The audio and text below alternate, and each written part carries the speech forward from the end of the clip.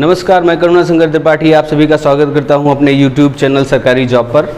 पिछले क्लास में हमने कारक चैप्टर पढ़ा, जिसके पार्ट 1 में मैंने आपको कारक क्या होता है इसके बारे में बताया, वर्गीकरण बताया कि कारक के 8 भेद होते हैं, जिसमें से 3 कारक कर्ता, कर्म और करण, ये 3 कारक मैं आपको बता चुका हूँ पिछले क्लास में। आज हम आगे शुरू करते हैं, उसी लेक्चर को कंटिन्यू करते हैं। कारक चैप्टर का दूसरा पार्ट है ये। हेडिंग रहेगी आपकी संप्रदान कारक, दूसरा पार्ट है आज संप्रदान कारक। चौथा कारक है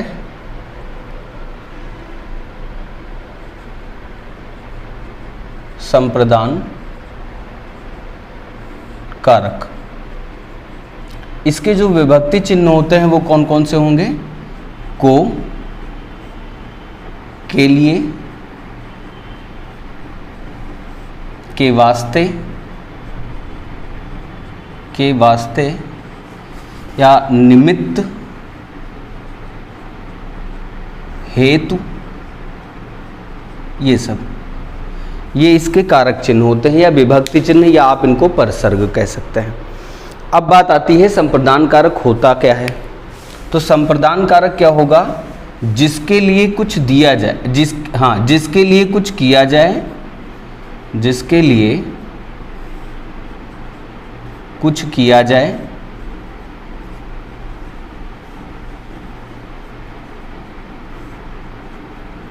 अथवा जिसे कुछ दिया जाए, जिसे कुछ दिया जाए,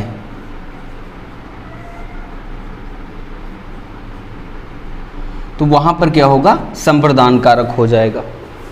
जब हम किसी को कुछ दे रहे हों या किसी के लिए कुछ कार्य कर रहे हों, कारक चिन्ह यही है, को, के लिए, के वास्ते, के निमित्त, के हेतु।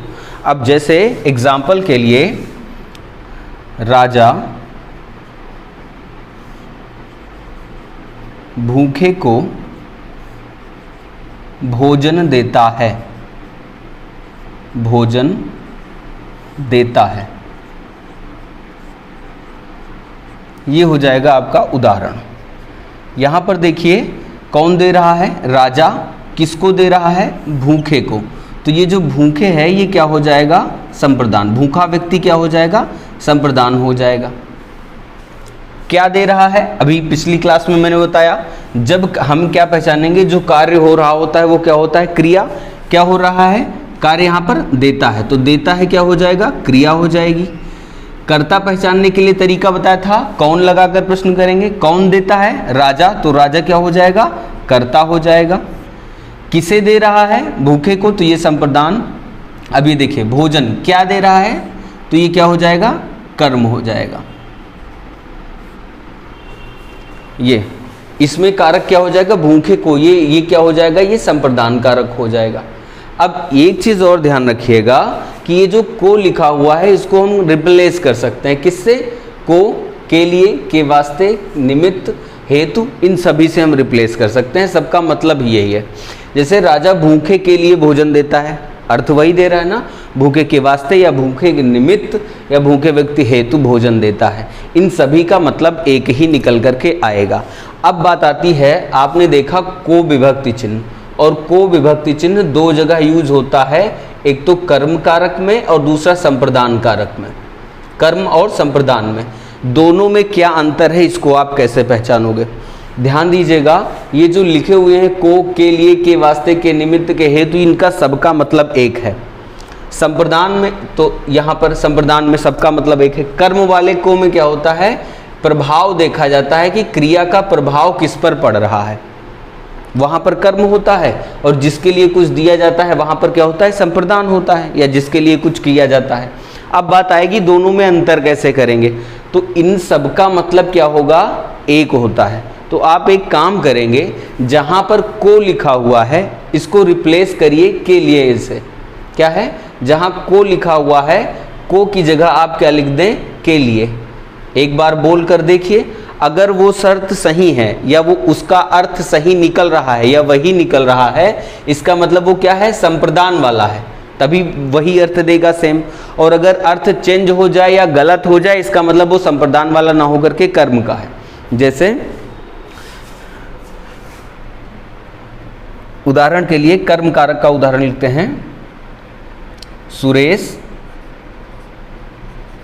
मोहन को पीटता है। सुरेश मोहन को पीटता है। यहाँ पर देखिए इस जगह भी को लिखा हुआ है, इस जगह भी को लिखा हुआ है। अब दोनों को में हमको अंतर करना है, कौन सा संप्रदान वाला है और कौन सा कर्म वाला है। ठीक, तो जिनको ग्रामर आती है अच्छे से वो डायरेक्टली बता सकते हैं, जिनको नहीं आती है उनके लिए समस्या हो सकती है, तो मैं उनको एक ट्रिक बता रहा हूँ।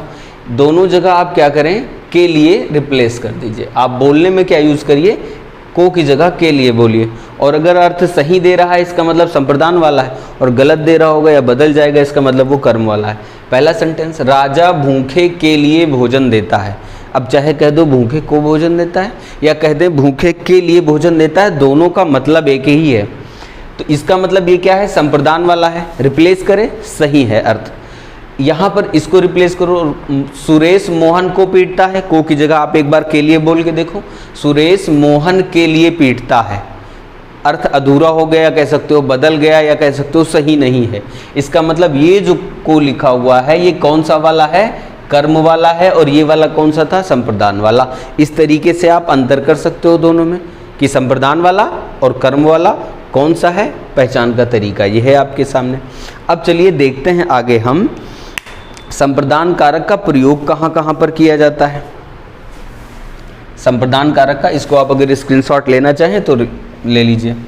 संप्रदान कारक के प्रयोग, हेडिंग डालेंगे प्रयोग, संप्रदान कारक के प्रयोग। पहला हो जाएगा प्रयोग में पहला, निमित्त के अर्थ में, निमित्त के अर्थ में।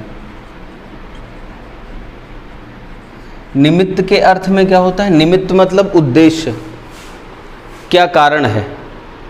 मतलब निमित्त का शाब्दिक अर्थ देखेंगे तो कारण ही रहेगा, लेकिन क्या है, कोई भी चीज़ अगर घटित हो रही है तो वो किसी न किसी कारण से हो रही है, तो उस कारण का क्या है, वहाँ पर क्या हो जाएगा, संप्रदान। जैसे मेरे पास सुनने के लिए कान है, कान है तो उसका रीज़न है एक, क्या है, सुनने के लिए। लिखने के लिए कलम है, तो कलम है उसके पीछे का रीज़न क्या है, लिखने के लिए है। जैसे उदाहरण के लिए आप लिख सकते हो, ईश्वर ने देखने के लिए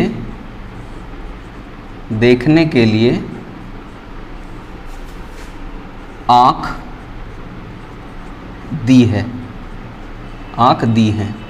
ईश्वर ने देखने के लिए आँख दी है। तो यहाँ पर किस लिए दी है, देखो आँख देने का कारण क्या है, देखना।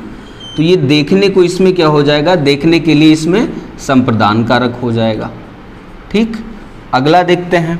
जैसे उदाहरण और बता सकते हो, आपको वर्दी चाहिए ना, तो वर्दी पाने के लिए आपको क्या करना पड़ेगा, पढ़ना पड़ेगा। तो क्या करेंगे, वर्दी पाने के लिए या वर्दी पहनने के लिए मेहनत करो। तो ये क्या है, जो वर्दी पहनना है मतलब आपको मेहनत करना है, मेहनत करने के पीछे का कारण क्या है, आपको वर्दी पानी है। तो इसमें भी क्या हो जाएगा, संप्रदान कारक हो जाएगा। चलिए आगे बढ़ते हैं। अवधि के अर्थ में भी होता है। अगला हो जाएगा दूसरा प्रयोग, समयावधि। समयावधि के अर्थ में, समयावधि के अर्थ में क्या होगा, जैसे मैं बता दूं कि एक टाइम ड्यूरेशन बताया जाए, 20 दिन के लिए, 10 दिन के लिए, 5 दिन के लिए, ऐसे बताया जाए। जैसे मैं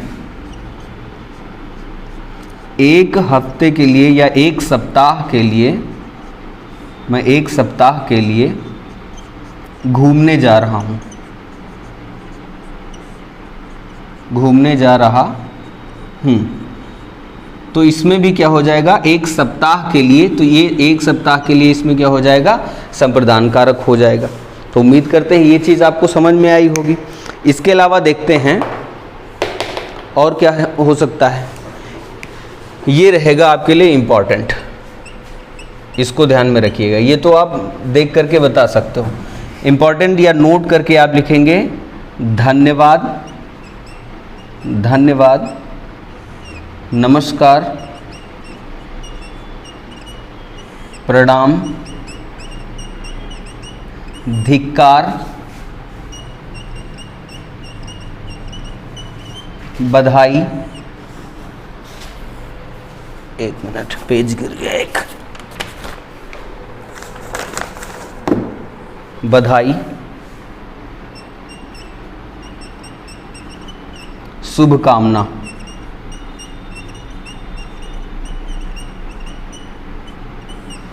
ठीक।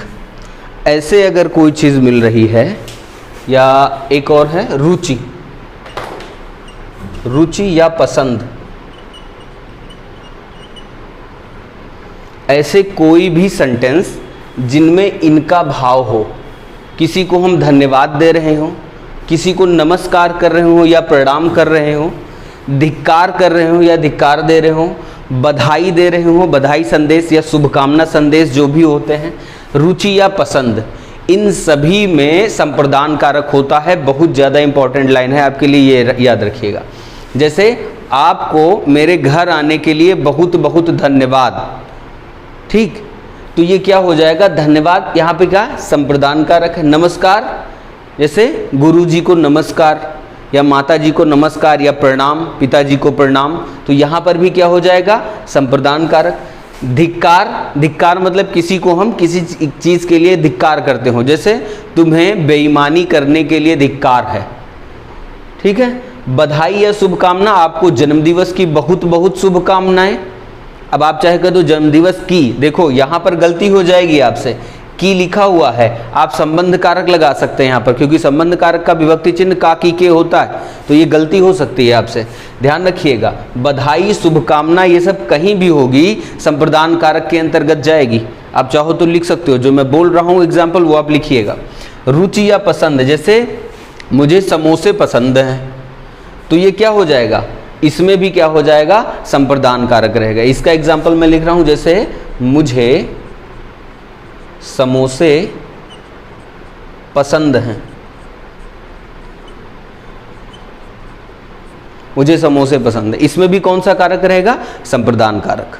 तो इसको आप जरूर ध्यान में रखेंगे, इंपॉर्टेंट आपके लिए ये वाली लाइन है। धन्यवाद, नमस्कार, प्रणाम, धिक्कार, बधाई, शुभकामना, रुचि या पसंद, इन सब में क्या होगा, संप्रदान कारक हो जाएगा। चलिए आगे बढ़ते हैं, और अगला टॉपिक जो है आपका वो है अपादान कारक।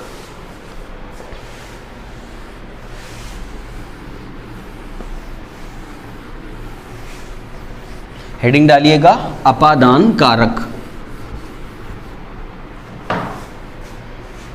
पांचवा कारक है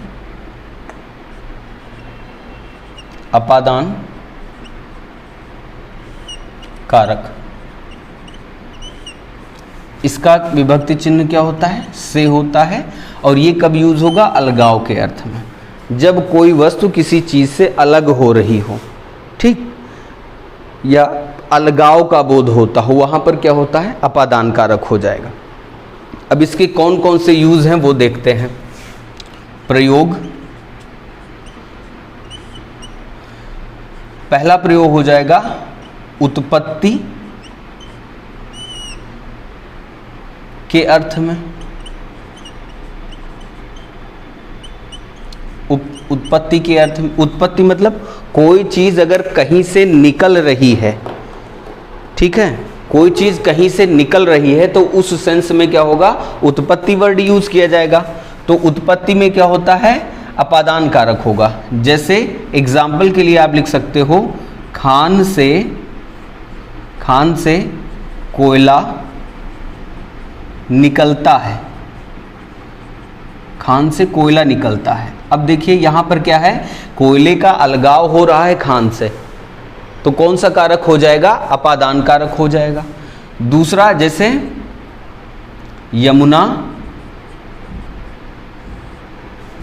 यमुनोत्री से निकलती है, तो यहां पर भी क्या हो जाएगा, यमुना का अलगाव हो रहा है कहां से, यमुनोत्री से, तो वो क्या हो जाएगा, उत्पत्ति के अर्थ में हो जाएगा।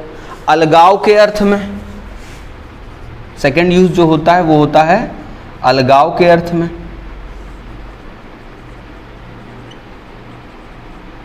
ये क्या होता है, अलगाव के अर्थ में, इसका मतलब होगा जब कोई चीज किसी से अलग हो रही हो उसमें। तो इसके एग्जाम्पल देखते हैं।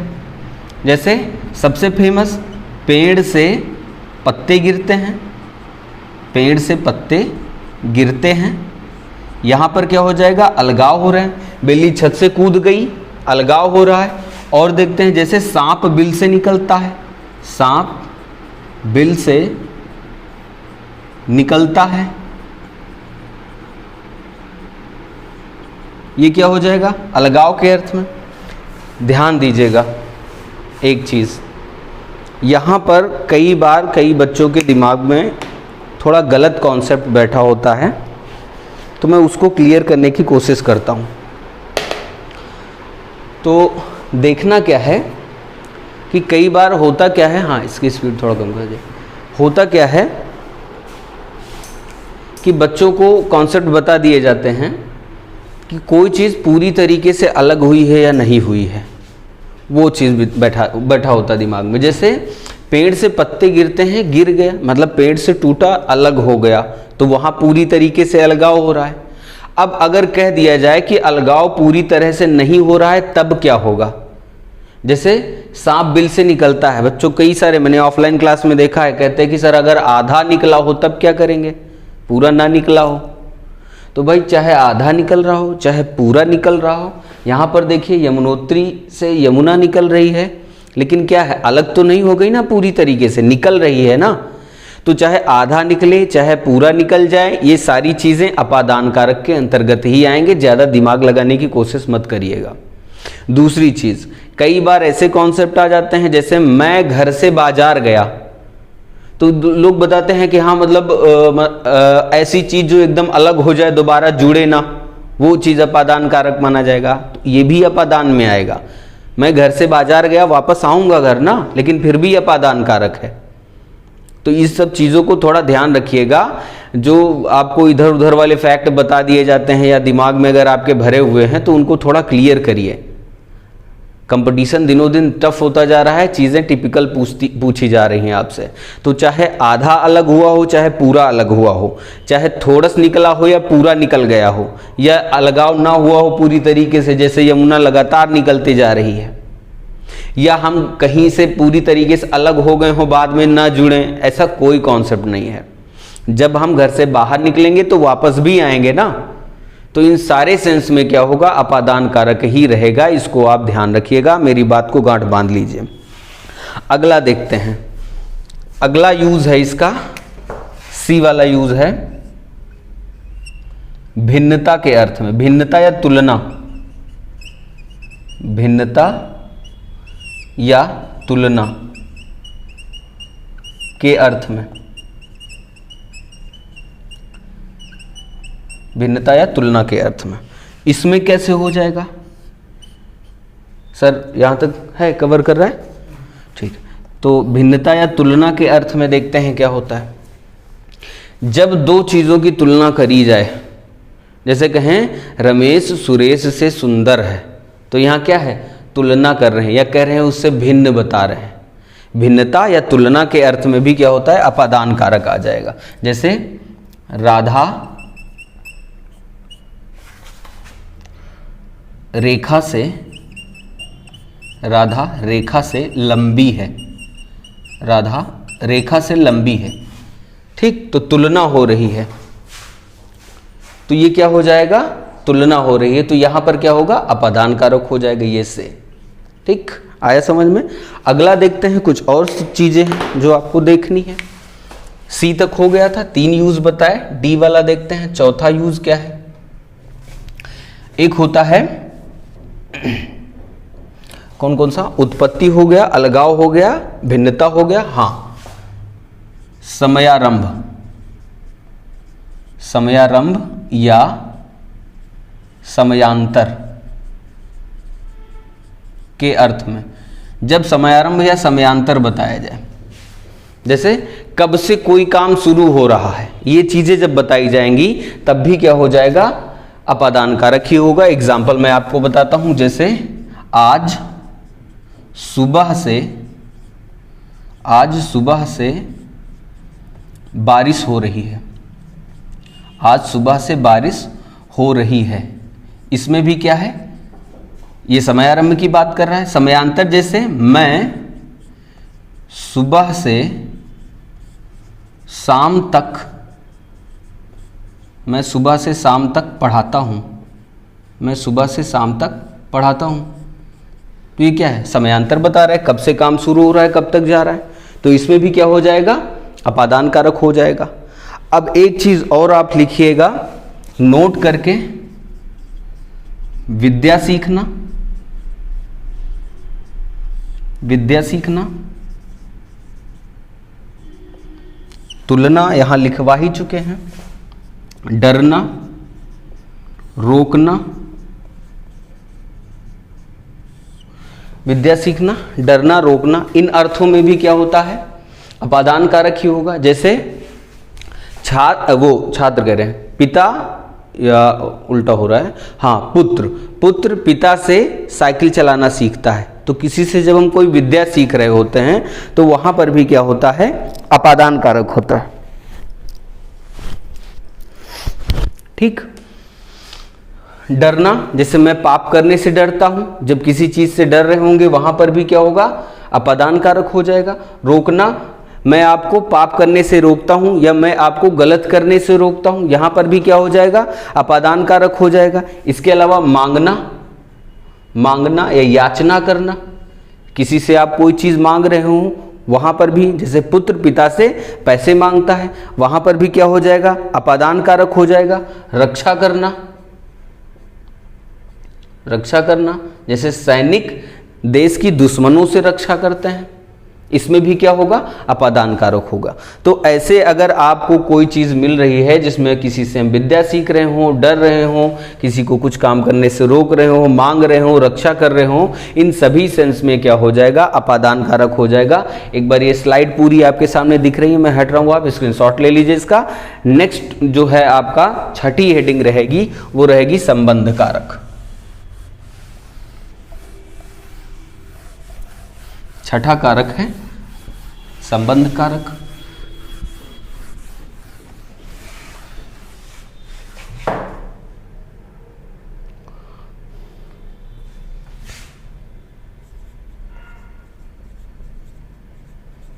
संबंध कारक, इसमें क्या होता है, का, की, के, रा, री, रे, ना, नी, ने। पिछली क्लास में भी मैंने आपको बताया था कि ये शॉर्ट में लिखे होते हैं, उसका, उसकी, उसके, आपका, आपकी, आपके, काकी, के, इसका मतलब तुम्हारा, तुम्हारी, तुम्हारे, अपना, अपनी, अपने। ठीक, ये सब मतलब होते हैं आपके इस शॉर्ट फॉर्म के। अब देखते हैं संबंध कारक होता क्या है। तो संबंध कारक क्या होगा, संज्ञा सर्वनाम का ऐसा रूप होता है जिसका वाक्य के अन्य शब्दों के साथ इसका संबंध प्रकट होगा, वो क्या कहलाएगा, संबंध कारक कहलाएगा। अब इसमें होता क्या है, जैसे प्रयोग कहां कहां पर हो जाएगा, इसका प्रयोग हो जाएगा, पहला प्रयोग स्वामित्व दिखाने में, स्वामित्व दिखाने, जैसे मेरी किताब, क्या बोल सकते हैं, मेरी किताब, यह मेरी पुस्तक है, यह मेरी पुस्तक है। अब इसमें क्या हो जाएगा, मेरी क्या है, देखो रा री रे में से आ रहा है री, तो ये क्या हो जाएगा, स्वामित्व दिखा रहा है, पुस्तक पर स्वामित्व किसका है, मेरा है। तो इसमें कौन सा कारक हो जाएगा, संबंध कारक। दूसरा देखते हैं कार्य कारण दिखाने में,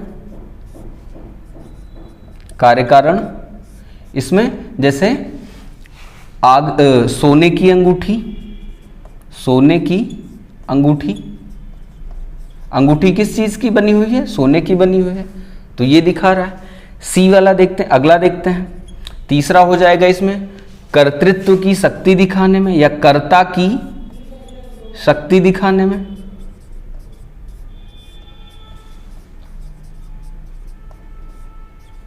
जैसे उदाहरण के लिए लिखते हैं प्रेमचंद्र की कहानियां, प्रेमचंद की कहानियां,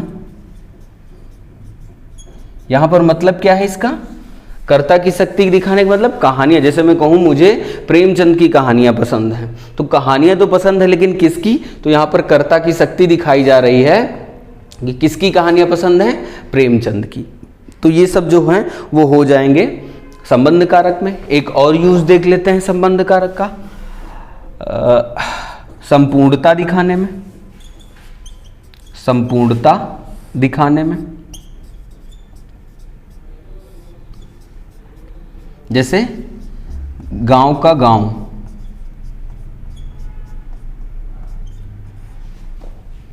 ये हो जाएगा।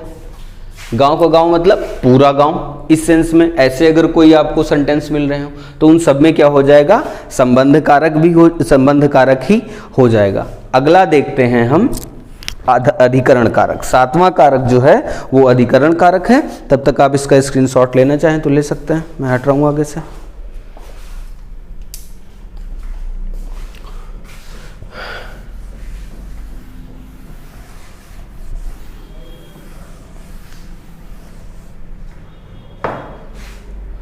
सातवां कारक है अधिकरण कारक।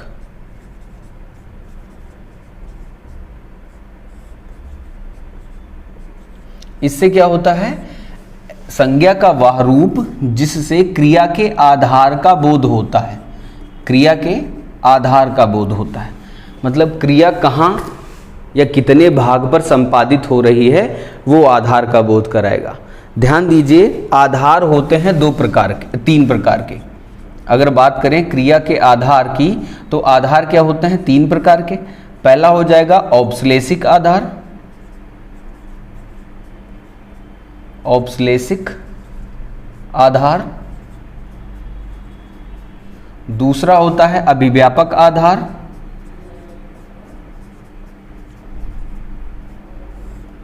और तीसरा होता है वैषयिक आधार।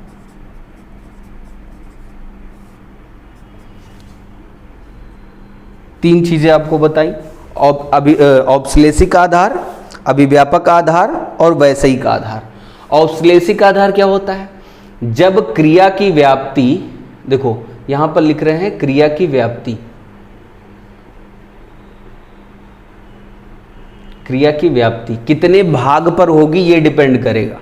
औपश्लेषिक आधार में क्या होता है, क्रिया की व्याप्ति आंशिक भाग पर,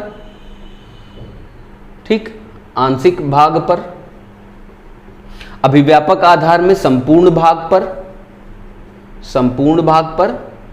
और वैषयिक आधार जो होता है ये अमूर्त होता है, अमूर्त विषयों में। एक चीज समझते हैं अब इसको होता क्या है। आंशिक भाग का मतलब क्या हुआ, जैसे मैं जहां पर क्लास रिकॉर्ड कर रहा हूं ये एक रूम है या मेरा सेटअप है, मैं उस पूरे रूम में नहीं खड़ा हूं, मैं एक किनारे पर या एक आंशिक भाग में खड़ा हूं। तो अगर मैं कहूं कि मैं कमरे में खड़ा हूं तो ये कौन सा आधार होगा, औपश्लेषिक आधार, क्योंकि मेरे खड़े होने की क्रिया पूरे रूम के केवल एक अंश मात्र में संपन्न हो रही है। जैसे मैं कहूं मेरे पास डबल बेड है, मैं उस पर लेटा हूं, तो मैं क्या कहूंगा, मैं बिस्तर पर या बेड पर लेटा हूं, या मैं चारपाई पर बैठा हूं। तो इसका मतलब क्या हुआ, एक अंश पर या एक भाग पर बैठे हैं। जैसे चिड़िया पेड़ पर बैठी है, पूरे पेड़ पर नहीं बैठी होगी, किसी एक पार्ट में, किसी कोने में, किसी एक अंश पर बैठी होगी। तो ऐसी कंडीशन क्या कहलाएंगी, औपश्लेषिक आधार कहलाएंगी। आंशिक भाग पर क्रिया की व्याप्ति कहाँ होगी, आंशिक भाग पर।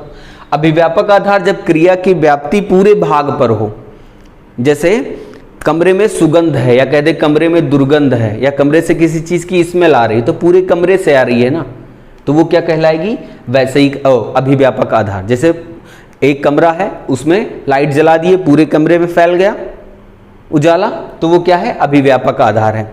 या जैसे मैं कहूं मैं कुर्सी पर बैठा हूं, एक कुर्सी पर एक ही लोग बैठ सकते हैं ना, दूसरे तो बैठ नहीं सकता। इसका मतलब ये हुआ कि जो क्रिया की व्याप्ति यानी बैठने की क्रिया है पूरे भाग पर संपादित हो रही है कुर्सी में, तो वो क्या हो जाएगी, अभिव्यापक आधार हो जाएगी। वैषयिक आधार ये होता है अमूर्त विषयों में, जैसे मैं किसी की भक्ति करता हूँ, मुझे कोई चीज़ पसंद है, जैसे मेरी रुचि संगीत में है या मेरी रुचि पढ़ाने में है, आपकी रुचि जिसमें हो, वो सब क्या है, क्रिया के वैषयिक आधार कहलाएंगे, क्योंकि वो अमूर्त चीज़ों में होते हैं। अब बात आती है कि अधिकरण कारक में कौन कौन सी चीज़ें शामिल करी जाएंगी। तो पहला है आपका प्रयोग में देखेंगे, प्रयोग, तो इसका होगा पहला प्रयोग है तुलना, तुलना करने में।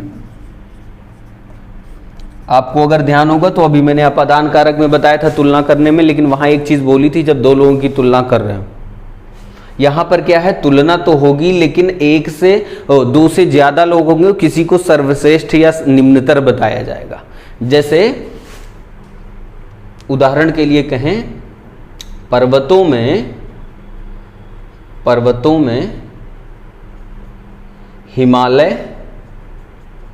हिमालय सबसे ऊंचा है, सबसे ऊंचा है। तो यहां पर क्या है, तुलना तो हो रही है लेकिन किसी एक को सर्वश्रेष्ठ बताया जा रहा है। ऐसे तुलना हो, जैसे पक्षियों में कौवा धूर्त है, तो पक्षी बहुत सारे हैं लेकिन किसी एक को अलग किया गया। अपादान में क्या था, रमेश सुरेश से सुंदर है, दो लोगों में खाली तुलना हो रही थी। तो इस तरीके से इसमें क्या हो जाएगा, अधिकरण कारक हो जाएगा। दूसरा यूज देखते हैं, मोल भाव के सेंस में भी यूज किया गया है। मोल भाव, जैसे आलू का रेट मान लिया 20 रुपए किलो है, तो मोल भाव क्या होगा, आलू 20 रुपए में मिलता है, आलू 20 रुपए में मिलता है, तो ये मोल भाव का सेंस हो जाएगा। अगला है अवधि के अर्थ में, तीसरा यूज होता है अवधि के अर्थ में। ये कैसे, अवधि मतलब समय के अर्थ में।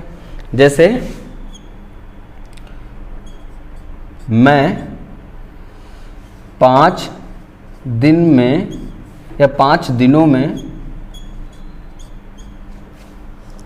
प्रोजेक्ट बना लूंगा,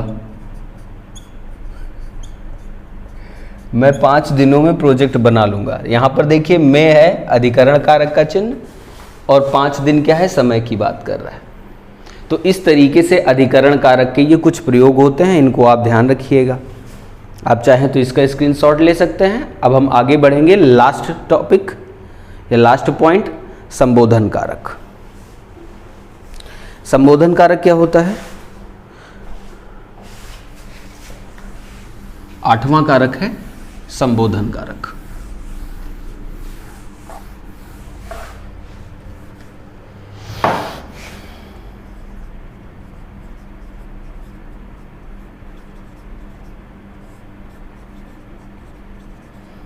इसका संकेत जो होगा इस तरीके से बनेगा, इसको आप ध्यान रखिएगा। किसी के संबोधन के लिए, संबोधन मतलब बुलाने या पुकारने, इनके लिए जो यूज करेंगे वो क्या होगा, संबोधन कारक के अंतर्गत आएगा। जैसे हम कह दें, अरे यह क्या हुआ, एक सेंटेंस लिखा हुआ है, श्याम मेरी बात सुनो।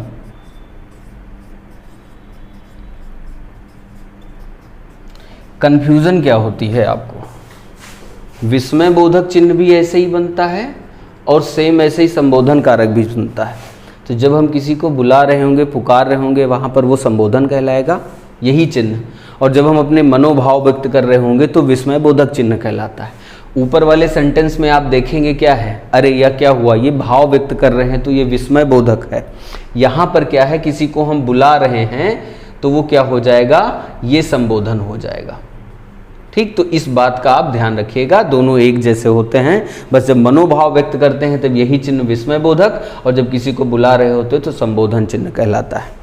तो ये टॉपिक था आपका कारक चैप्टर, लंबा था, 2 पार्ट में कंप्लीट किया मैंने।